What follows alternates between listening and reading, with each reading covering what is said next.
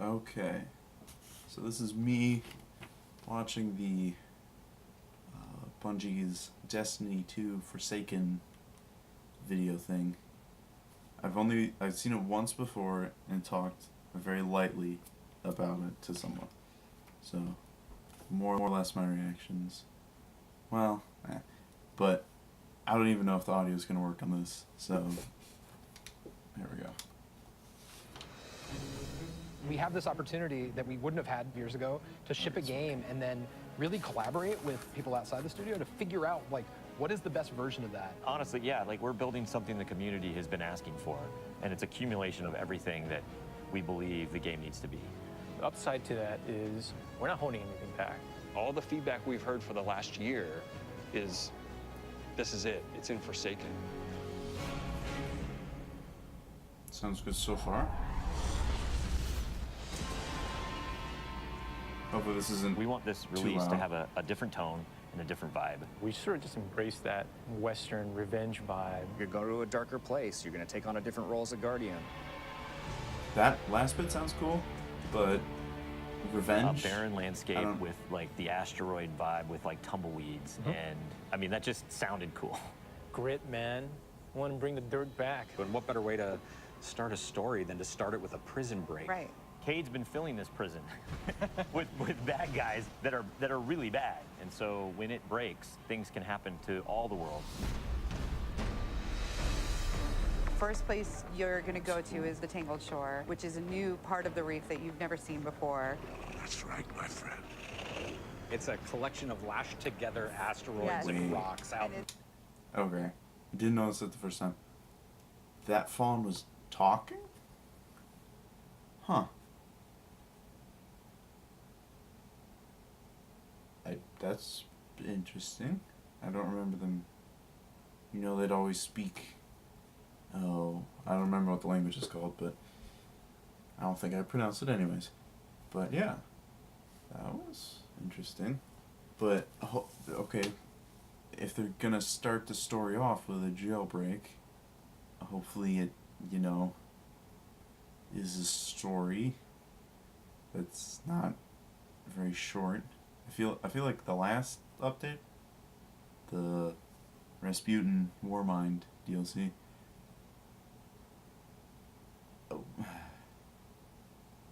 it was like 2 missions.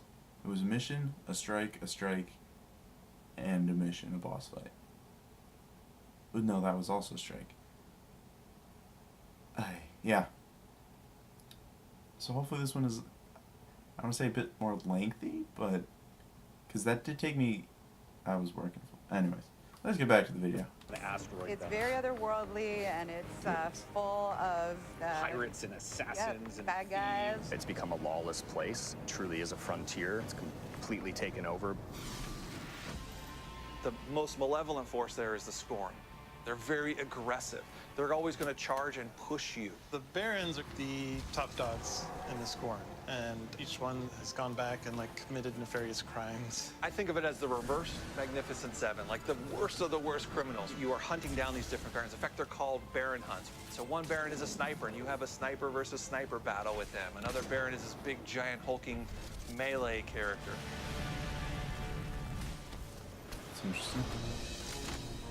Like one of the things we're most excited about is the new weapon system. Hey, if you like Destiny 2, great, play that way. But if you like Destiny 1, great, play that way. But if you're crazy, why not 3 shotguns, right? Just for the fun of it. We need to have as many ways as possible, and then we need to have people fighting about it. Right. I just want to try to look at the exotic that he had there. Sniper versus sniper battle with them. Another Baron is this big, giant, hulking melee character.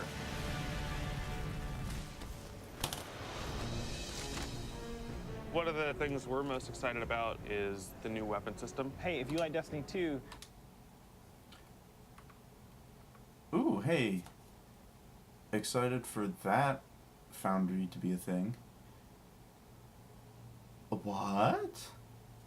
Okay, so it's a rocket launcher. Rounds per minute, 40 instead of 20. Okay. Shoots 2 tracking rockets, 1 void and 1 solar. Void rocket suppresses, solar rocket causes damage over time. That's pretty cool. Also, the light is 600? What? What? Okay, that's interesting. Great. Play that way. But if you like Destiny 1, great. Play that way. But if you're crazy, why not 3 shotguns, right? Just for the fun of it. We need to have as many ways as possible, and then we need to have... That's a thing, too. They're getting rid of the primary... Well, okay. So they might not be getting rid of that. They could be changing it. So you might have a primary shotgun, but like you probably get more ammo for it because it might be a primary weapon, but less effective as like a shotgun. I don't know. Like I don't think it's gonna be the same as if you had Acris, heavy shotgun. Like I think it might kill a regular ad, 1 shot, like a thrall. Hand cannon thrall, they're dead. But like he wasn't shooting yellow bars and taking chunks out of their health. He was just clearing up little things. So I think it still might be balanced in a way where it's probably a bad idea to do it. Like it might not work, but if you want to make it work, it can. So it's not like insane stuff in the Crucible, like, hey, this dude's got 3 snipers. And his teammate has got 3 shotguns. So you're dead anywhere. I don't know. But that makes me excited, because... I don't know. I feel like two primaries... I like primary. 1. Uno, 1 primary. Hence primary, right? Okay. People fighting about it, like, no man, you f***ed up, you're taking the wrong weapons, or can I say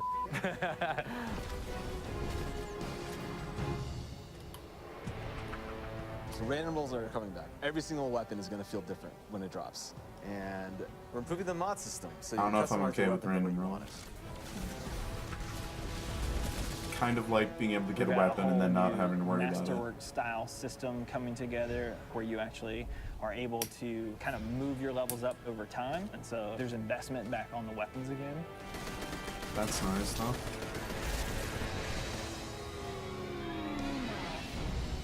And then we're talking. Yeah, crazy. What's your favorite? Fire knives are awesome, which is a different take on Golden Gun.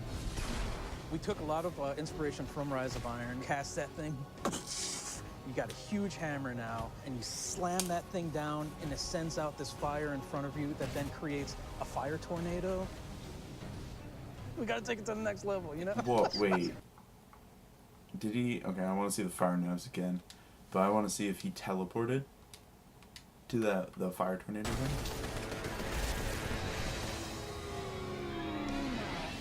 Also, that looks really cool. Yeah, crazy. What's your favorite? Fire knives are awesome, which is a different take on Golden Gun. We took a lot of inspiration from Rise of Iron. Cast that thing. You got a huge hammer now, and you slam that thing down, and it sends out this fire in front of you that then creates a fire tornado. It looked like he moved really quickly there. The idea that anyone who plays, however they play, they're going to have some new way to engage. Yeah. Okay, that's like some Star Wars stuff. That's cool. Teleportation, that's like super anime, just like Also, that looks awesome. I'm excited for great games Void Walker with to the Arcor get roaming. Basically, cast this thing, he pulls back. Yeah, and it's gonna break the game, and I think that's amazing. Yeah, you know. We also wanted a new weapon type that felt meaningful. So And then there's we came this. up Okay. This is probably the most exciting thing for me. because immediately what I think of, that they were saying asteroids. So I feel like it's gonna be like a sniper. It's not gonna curve down. And then when you're in like the Crucible or whatever, you're back on Earth, then it like I want the gravity to change how effective the thing is. But that might be asking too much. But this, I instantly think of Crucible and No Land. Like, I want to be one-shotting people. I might actually play the Crucible then. Played more D1 Crucible after D2 came out than then I played a D2 Crucible, at the very least. With a bow and arrow, Yeah. which seems kind of crazy, but when you use it, you feel like godlike. It is utilitarian, it's fantastical, it's also sci-fi. So we have a short-range bow, we have a medium-range bow, we have a long-range bow. We built this guy, which is like supposed to be super techy. You're like, why would you ever choose a bow in a game that has an automatic, machine gun? But boy, it's deadly. I mean, that's a nice machine gun you got there, buddy, but right, and then it's done. The biggest thing for me this going is- into production on this game was like a new way to play, a new thing to do that like is new to Destiny. Let's see what we've got. We want to be able to give players what they want, but also surprise them. Gambit is a brand new mode. Destiny begs to marry PvE and PvP together. It's like adding bacon to peanut butter and jelly. You start off being able to see the other team that you're going to compete against, so you can taunt each other, you can emote. Each team is in their own separate arena, and they're being assaulted by combatants. This sounds They're dropping motes for really you to cool, collect, you bank them. When you put them in your bank, like you're going to that send one a blocker over to the other Titanfall side 2 mode that that I'm horrible at. locks their bank down. They can't put motes into it until they take out that blocker. Filling up your bank with the motes is how you summon your primeval. You burn it down, that's it. Round's over. The interesting part is that we allow one person from your team to go over to the other side and physically invade. I mean, I've seen people that just hate PvP. Like, the first time they invade and they get multiple kills, they'll come back and they'll be like, suck it! It's awesome. We leave the raid team alone. I mean, if you can't tell, like, we just kind of let them do their own thing. But this, Okay, so I'm writing stuff down to talk with one of my friends after this. Okay. Invading. Okay. I have Joe over there. For this next raid, we wanted to get back to the epic adventure where you're going out to slay a big monster again. This raid has more bosses than any raid we've ever had before, and we're really excited to get players in there. the raid is actually about more than just the raid. It's about the dreaming city, the place that the raid exists. And it's an in-game destination that we've never done before. It's the awoken homeland. I could talk about the dreaming city for hours. It's like if the Vault of Glass and Dreadnought had a baby. If they were like twins. Or the yeah, that's actually more accurate. Yeah, they're like twins. If, Yeah, like, yeah, you yeah. had twins, Yeah. and then you took those twins and you put them on the doorstep of Peter Jackson, raised them as his own, and then that's the dreaming city. It is magical and weird and mysterious. It's designed to be a destination that has puzzles that you need to solve. A lot of hidden corners, lots of passageways that might not seem to exist the first time. And the raiders, they affect this destination. They change it for everyone. It's like this cyclical endgame place where there's just secrets and different activities that unveil over time. So the Dreaming City that you see at launch is not going to be the same Dreaming City 2-3 weeks later. Okay, so it... Oh, no! No! Okay, well... I guess I pressed B. Oops.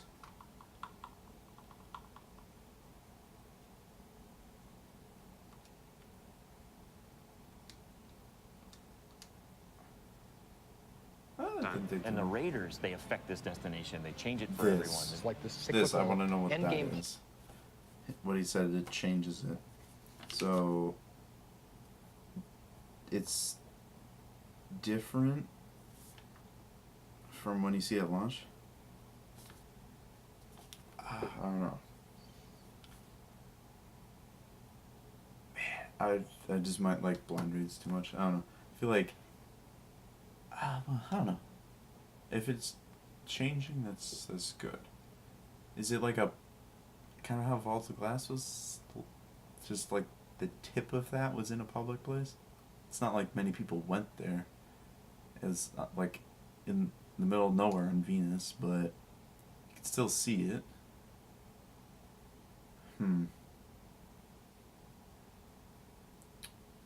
Interesting, but it's different. Like they change. I don't know. Intriguing. Place where there's just secrets and different activities that unveil over time. So the Dreaming City that you see at launch is not going to be the same Dreaming City 2-3 weeks later. Also, Fallen have shields. What? What is that?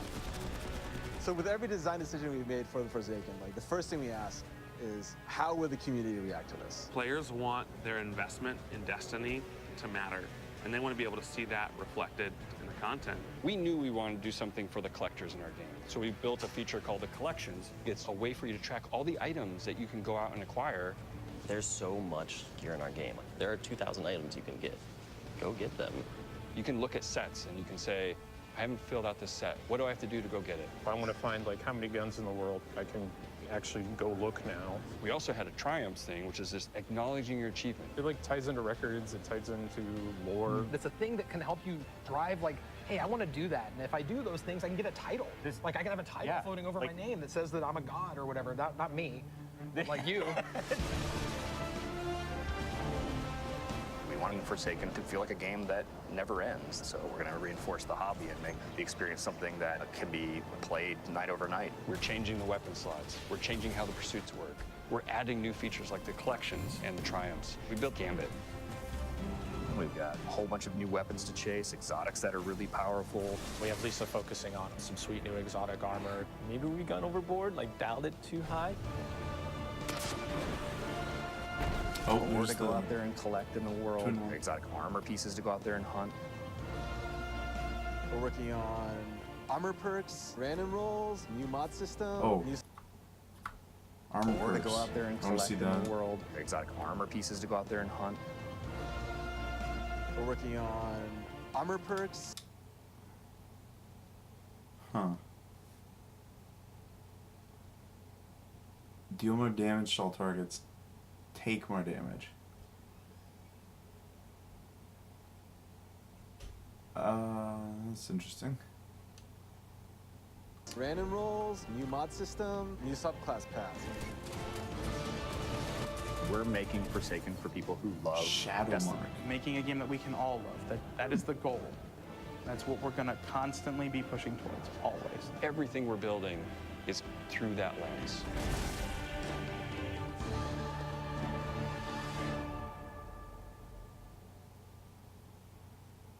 Huh. Also at the end there, it looked like it said expansions 1 and 2 required. Interesting. Okay. Yeah, exit. So...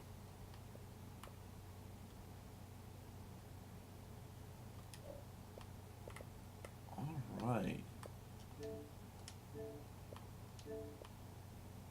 So now I'm gonna... Oh, he's not in a party, okay.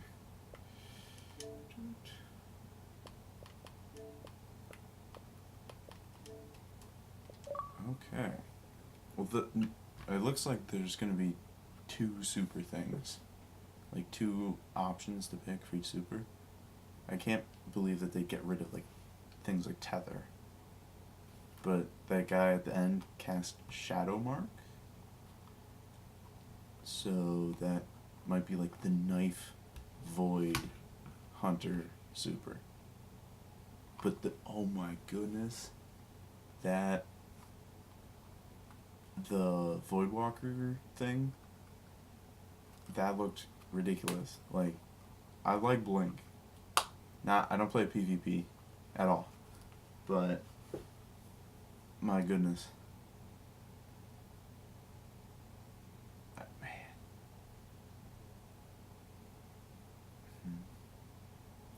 I'm too excited for this. Can't think right. So, yeah. Hopefully the story of it is good. One thing that I think is really always good is doing something with the supers. Like Taken King, there was 3 new supers, 3 new subclasses, right? Like, everyone could see that those weren't in the game. There's an empty slot for them, and I mean, Titans, you didn't have a solar one. Hunters and Warlocks had one. And they were respectively each missing one of the elements, but wow. So, I don't know, I just feel like they're not, I want the story to be more. Like, there's this whole thing with, oh my gosh, in the first game, the Traveler's dying. And then you like, saved them with the crystal thing and the hard darkness. But then nothing happened for 3 years. And then it gets, like, kidnapped, and then it wakes up and nothing happened for a year. And now that something's out in the reef, it's like I don't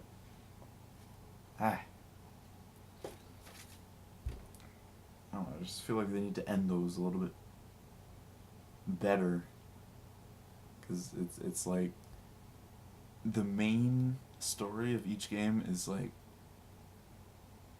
what each, I don't know, I just feel like it's one thing that's gotten so segmented that it doesn't feel correct or right anymore. But the Gambit thing looks pretty cool. I will definitely be doing that. I don't know how much the PvP of it, like the one dude invades, and then like can they are they able to win the match? Like if you kill all the enemy players, like basically can you be doing brilliantly through the PvE method, and then this golden gun comes in and just deletes your whole team, and then you lose because this hunter had a super. It's like that feels like that would be particularly annoying. But we'll definitely be doing that. Looks like it should be pretty fun.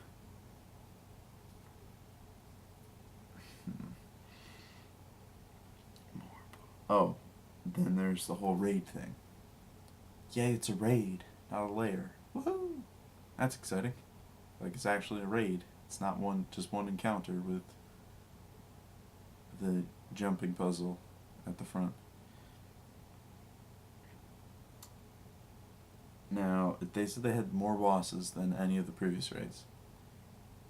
So, the most bosses that I can think of, Vogue had Templar, maybe Gatekeeper, and then Atheon. So that's 3? I'd go with it's 2. Kurta, eh. Oh, what's the other? Yeah, Kingsfall. Goodness. Oryx, you could go with the Daughters. Then there's Golgoroth and the War Priest. So that's 3 or 4. I'm not going to count each of them as another boss. It's just a boss fight. So that's 4 or 3. And then Wrath had 2. Yeah. Or 3 if you're lucky enough to get a Randall. Anyways. So it's going to have 4 or maybe 5. Maybe it's got 7. I don't know. Maybe it's got like 12, like some WoW raid or whatever. That would be kind of surprising. But the Awoken Homeland, the Dreaming City. What? I'm really excited to just find out how we're getting there. How we know about it. Last time we did stuff with Awoken, it was, like, hey, where's this one place on Mars that we somehow don't know about. What? The Awoken are like off in the asteroid belt. I want to know, like, why aren't they at their homeland? Are we fighting the Awoken there? That's gonna be interesting. But so it's like some story, like, playable area, but also the raid. I mean, they have to be in separate instances. I'm very confident about that. I don't think this game can handle people doing the raid and then just other people being in there. But it's a cyclical endgame place, where it changes from launch to weeks later. They said like the raid affects it. That's interesting. I wanna know what that means. As I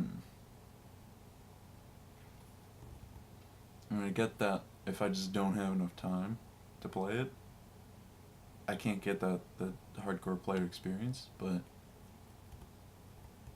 man, it took me a long time just because I didn't have enough time to go through the Rasputin update, like the story missions. That took me like a week because I was only able to do like one a night. Considering there's only 5. Gosh. Like that, I hope there's like, it was actually a story. Like, I know you can't make it something other than, hey, go shoot these guys. But you could, I don't know, you could add some kind of drama to it. Like, even like the whole Skolas thing. I felt like there's like, oh hey, you're like close to catching him each time, or you're thwarting his attempts to do something. But I don't know. The last few updates, the Destiny 2 campaign, I have other problems with that, but this is veered away from the whole Forsaken update, by the way. If you can't tell. Not just talking about Destiny in general, but the first 2 DLCs, it's like, I don't know, the story is pretty lacking there. I get that they didn't have enough time to do anything about that, but that doesn't mean I'm not annoyed. But again, if you're listening to this, I don't know, you're failing to find the X button at the top. But man, I'm glad that the raid though is hunting the big monster thing or whatever. The Rasputin, it was a strike and a story mission where you're killing a worm god. That's just ridiculous. But yeah. Oh. Then there's the whole weapon sandbox loadout update thing. If they're bringing random rolls back, I want a bigger vault space. I have to clean out a virtual cabinet. Also, I wish they had better sword options for that.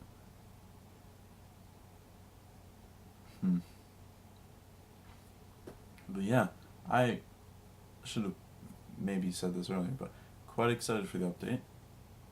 Hopefully... Oh, dude, what if they brought back machine guns? Like LMGs, that'd be pretty cool. Hopefully they fix rocket launchers. Grenade launchers. Man. But yeah, I'm quite excited for that. I'm really gonna try to get a blind group for the raid. And, you know, play it at launch too, that'd be good.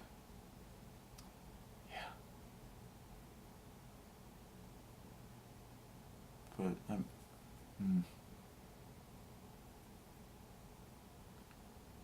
what was that? It was a big triangle ships. Pyramid. Whatever. Okay. I've run out of things to talk about, so I'm just rambling here. So I'm just gonna end it shortly. But yeah, Forsaken update. Looks a lot better than the first two updates. Because this is the first one where they can, you know, have any sort of time to change anything.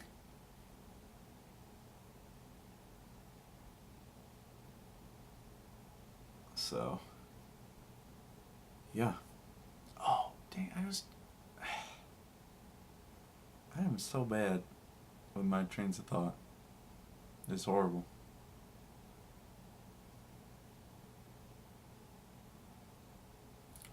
Alright, well, I don't think I'm gonna think of it, so. Nah, I don't. Yeah, okay, well. Yeah, that's that.